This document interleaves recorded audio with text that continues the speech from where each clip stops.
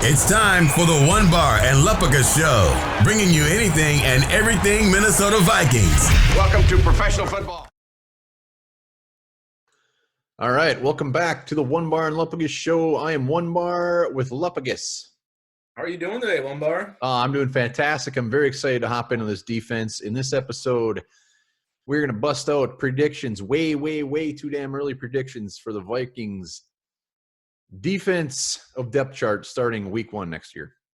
Yeah, I think the defense is going to be a lot tougher than the offense. There's a lot more competition at certain positions, a lot of uncertainty, a lot of guys facing make or break years. Just a few guys from a couple of years ago that were drafted pretty high who haven't really panned out yet. This is their chance. They got to shit or get out the pot. Otherwise, they're going to get the boot and be playing for a new team or who knows, maybe in a new league next year. Oh, my God, shit or get off the pot. Before we get into that, subscribe to the One Bar and Lupagus Show. Like the video. We whether you like it or not, we're bringing you daily Vikings videos. And also in the comments, give us a surprise cut on the defensive side of the ball. Somebody that will just make us shit our pants. Oh, my God. Also, before we get into this, we're gonna whip out some trivia. We'll have the answer at the end of it. This episode's trivia. The Vikings took defensive end DJ Wanham this year in round 4 from South Carolina. Who was the last player we took from South Carolina? Interesting. Anybody on your mind, Lupagus? I got one, but I'm a little concerned it might be too far back. Well, I wish you luck. Stick around for the end for the answer, but let's shit or get off the pot. Let's hop in to this depth chart right now. Yeah. I will start with defensive end. For me, this one's one of the easier ones just because really there's not a ton of depth. So we got him keeping 5, Daniil Hunter, Odenigbo, obviously, and then our 4th rounder I just mentioned, DJ Wanham, and then the 7th rounder, shocking the world, Kenny Willekes, makes his squad, and we round it out with free agent acquisition Anthony Zettel. Yeah, I think the biggest question mark is Willekes, if he can make it. I think he will. He's going to outwork everybody. This guy, he's got chip on his shoulder. You know, he was a walk-on. He's got that work ethic. He's got that mentality where he's just going to outwork everybody. I keep saying work, but that's the best word. That's what he does. He's just a hard worker guy. He's going to be a fan favorite. People are going to love him. Kind of like the Adam Thielen of defensive ends. And then I think you got to keep Anthony Zettel around just to have some veteran depth. He doesn't bring a whole lot to the table, but I think Eddie Yarbrough is definitely just a camp body. He doesn't have much more experience than Wanham or Willekes. And no matter what Wanham does, he can step on his dick. He could just look terrible all preseason. Andre Patterson loves this guy. There's no way in hell he's getting cut. It's true. It's true. I mean, it is a little unnerving to have our backups basically be, it's a 4th rounder and 7th rounder along with Zettel.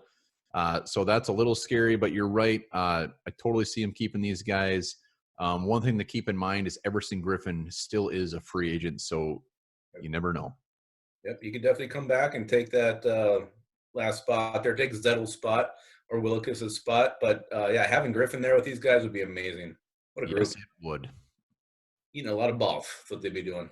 Get the defensive tackle. All right. Defensive tackle. Obviously, the juggernaut Michael Pierce is making her. We also got Jaleel Johnson, Armon Watts, rookie James Lynch. And then I think this last spot is where the question mark is, but very lightly in pencil, I wrote in Hercules Mataafa, and I even spelled it right. Wow. That's there's a miracle. There's a big surprise cut here, and that's Shamar Stephen not making the team. Yeah, Shamar Stephen, he adds that nice veteran presence, but we got some vets there ourselves. And we've done a lot of work over the last 2 years to add depth at defensive tackle.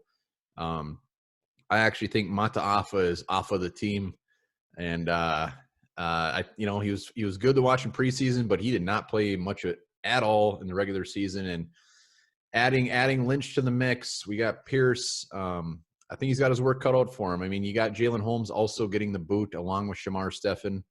But when it comes to those guys, I mean, defensive tackle is one of the tougher ones to predict, no doubt. Yeah. I think one of them makes it between Mataafa, Holmes, and Stephen. To me, Holmes is the long shot. Stephen's probably the favorite, but Mataafa did bulk up. I think he's, 295 or something like that now. So he's putting on the weight. Hopefully it doesn't slow him down at all. But that's, to me, the only question mark of this group is if they do keep 5, who's going to be the 5th? I think everybody else we talked about is definitely on the team. One thing to keep in mind is, Jalil Johnson and Shamar Stephen could both have trade value late. If a team gets an injury at D tackle looking for some help, Vikings could maybe get another 7th-round pick for one of those guys instead of flat out cutting them. So there could be even more picks coming Rick Spielman's way in 2021. Yeah, for one of those guys, we'll probably get a 7th-round pick in about 2037. It'll be conditional. And also, I just want to say, I think this is the year we put an end to the drought of failing on mid-round defensive tackle. I think James Lynch is going to be pretty damn good. Oh yeah, I do too. That red hair, he's a warrior is what he is. Yeah, him and I have a connection. We got that ginger connection. I'm pulling for him. I'll probably get his jersey. But let's go to linebacker again. Another one that's not. It's pretty straightforward. Anthony Barr, Kendricks, rookie Troy Dye from the 4th round, Eric Wilson, and Ben Gideon. Yeah, you know how I feel about Ben Gideon, but you look at what he's competing against, Cameron Smith, DeMarcus Gates. I think they keep him around because he's been there forever. You know what you got with Ben Gideon. He's not going to do anything special, not do anything flashy, but he's going to do his job. If he goes in, he'll make a couple tackles, but he ain't going to get an interception. He's not going to get a sack. To me, the big question at linebacker is that, who's the 3rd starter? Is it Eric Wilson? Is it Troy Dye? That's the competition to watch. I love Eric Wilson. Good things seem to happen to him when he's on the field, but Troy Dye is he's a specimen. He's got the size, athletic ability. He's fast. He can cover. I think he's going to be something special, and getting him in the 4th round was a huge steal. And that's the area to watch right there, that 3rd linebacker spot. I'll give you an area to watch. And for anybody tuning in for the first time, I just want to be very clear that Lupagus is never been a fan of Ben Gideon and never will be. And for him to have him make the team is a big sign showing that he's come a long way. It is. I just think, he's a steady piece to have when you have some question marks in a group. So keep around. And whoever loses the battle between Troy Dye and Eric Wilson, it's going to add some fantastic depth. Really, really excited about that Troy Dye pick in round 4. Yep. All right, let's move on to cornerbacks. We got them keeping 6. Mike Hughes, Holton Hill, Chris Boyd. Obviously, Jeff Gladney's going to make it, being a 1st-round pick. 3rd rounder Cam Dantzler's in. And then here's a little bit of a shocker. We got the undrafted rookie Neville Clark from UCF making the squad. The Vikings did give this guy some extra money when they were signing out their free agents after the draft. So he looks like a Mike Zimmer corner with his size and his long, lanky limbs. So I think Neville Clark's got a shot. Yeah. When it gets to the bottom of the depth chart, I think it's anything's fair game. You got Mark Fields, you got Nate Meters, you got Marcus Sales. So Marcus Sales? Huh? You got Marcus Sales? Damn right we got Marcus Sales. Damn, that's gonna be that. Screw it. I got changed. I'm putting Marcus Sales on her. All right. I didn't realize you're being a smart ass. So cornerback, a lot of young guys, a lot of guys fighting, a lot of guys are gonna be hungry. So that will be a fun one to watch. Yeah, if they do keep 6, that's the big question too. But we'll see. We'll see what happens. We'll see. Let's go to safety. We got the ripe seasoned vets of Harrison Smith, Anthony Harris, and then behind him, behind them, we didn't have anything going in the draft, and we filled that with some youngsters. Josh Metellus, I got making the team, and we got Harrison Hand actually scooting over to safety. He's looked at as a guy that will probably move to safety for the Vikings, and unfortunately that means Brian Cole is the odd man out.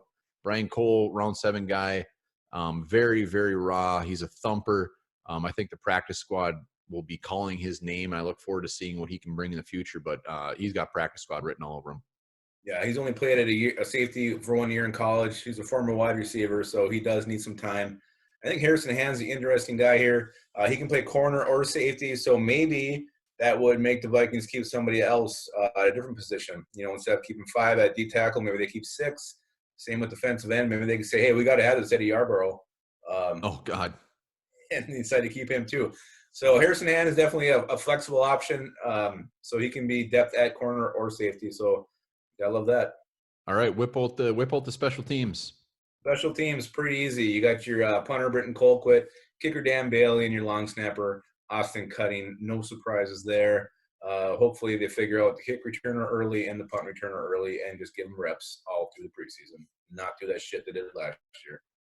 All right, so we mentioned a few surprise cuts, but anybody else that you think might be on the cusp of getting the cut that might be a little bit of a surprise? Well, it was funny because you just gave me some props for including him, but I'm going to cut him right now. Ben Gideon could be that shocking surprise. If DeMarcus Gates shows something in the preseason, or if they just let Cameron Smith, if he also takes a big step forward, I think Ben Gideon is on the chopping block. I think he's in a contract year. Again, he's just kind of that vanilla ice cream of football players. You get what you get, no surprises. Some people love vanilla ice cream. Some people do. Some people do. Yeah, I think it comes to Gideon is definitely on the table. I think defensive tackle, like we already mentioned, there's got Jaleel Johnson, Jalen Holmes, Shamar Stephen. Those could all be surprises. Anthony Zettel, even though it might not be a huge surprise, he was brought in as our free agent depth. He could get the axe, but we shall see. Yeah. We shall see. And now the answer to the trivia question. Last guy the Vikings drafted from South Carolina. Who's your guess? I'm not feeling very confident about this, but I'm gonna go with Troy Williamson. No, you should not feel confident. Troy Williamson and Sidney Rice were a couple of guys that were from South Carolina, but there's actually somebody after him, and he goes by the name of Jasper Brinkley, linebacker, round 5, 2009. Oh, Jasper. Man. He gave us all the hope that we got one hell of a steal in round 5 and just didn't really he started some games. Yeah, he wasn't a total bust, but we both thought he was going to be a perennial Pro Bowler, maybe end up in the Ring of Honor, and he didn't. Didn't happen. There's still time. I do think we had his twin brother Casper in camp for a couple weeks. I think it might have been for a minute or two. We're going to have to look that up. I'm not sure. All right, well, one thing we don't have to look up is this little fact. Men have about 3 inches of penis inside of them. You can actually have a surgery to take out those 3 inches and make yourself a little bigger down there. Jesus, I call the doctor.